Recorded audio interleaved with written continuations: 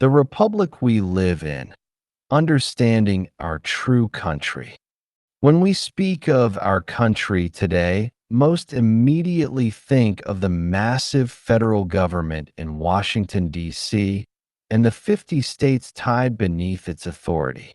That notion, however, is a distortion of the truth, cultivated over generations through education, propaganda, and centralizing laws. The United States as a whole is not your country. Your country is the state in which you live, the sovereign republic that was meant to stand independent and self governing, bound to its sister republics only by a limited compact known as the Union. The founding of America was never intended to create a single monolithic nation under one overpowering federal authority. Instead, it was a union of free, sovereign states, each with its own constitution, government, and people. Virginia, Georgia, South Carolina, Texas, and every other state were born as republics, each a country in its own right. Their citizens owed primary loyalty to their state, not to some distant centralized bureaucracy. Yet, over time, the sovereignty of these republics has been whittled away. The federal government, once confined to narrow powers, foreign diplomacy, defense, regulation of interstate concerns, has swollen into an empire of laws and agencies, draining power from the states and grooming generations to believe that Washington is our country. This shift in loyalty is one of the greatest historical frauds ever committed against a free people. Even the Pledge of Allegiance, recited daily in schools, reveals the indoctrination. It is neither constitutional nor innocent. It was designed as a tool of instruction, planting the idea of one nation, indivisible, into the minds of children. The word indivisible denies the natural and rightful authority of secession, a principle that stands at the very heart of liberty.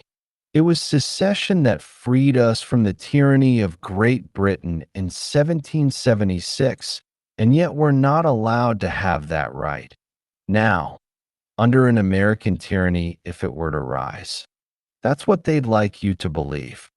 Any state or government has the right to withdraw when tyranny has taken hold.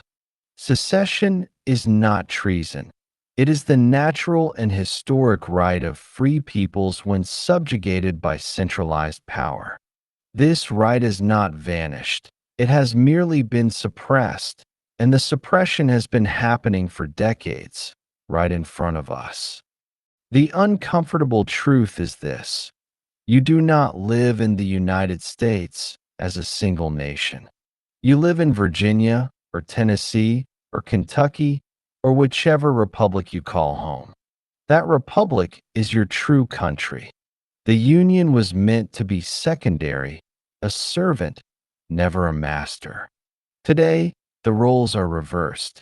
The servant has grown into a master, while the states, once sovereign, are treated as provinces.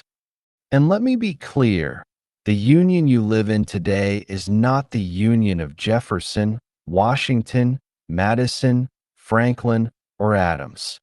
Theirs was a compact of free republics, not a single centralized empire. What stands in its place today is something altogether different, something those men would have recognized as dangerous and destructive. Tyranny has been creeping in for decades, right before our eyes. As a historian committed to truth and fact, I must emphasize that the republics never fully surrendered their sovereignty. They were bullied, coerced, and in the South's case, invaded and conquered into submission.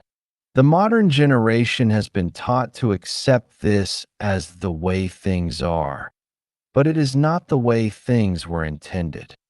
If we wish to recover an authentic understanding of our history, We must begin by reclaiming the knowledge that our state is our country.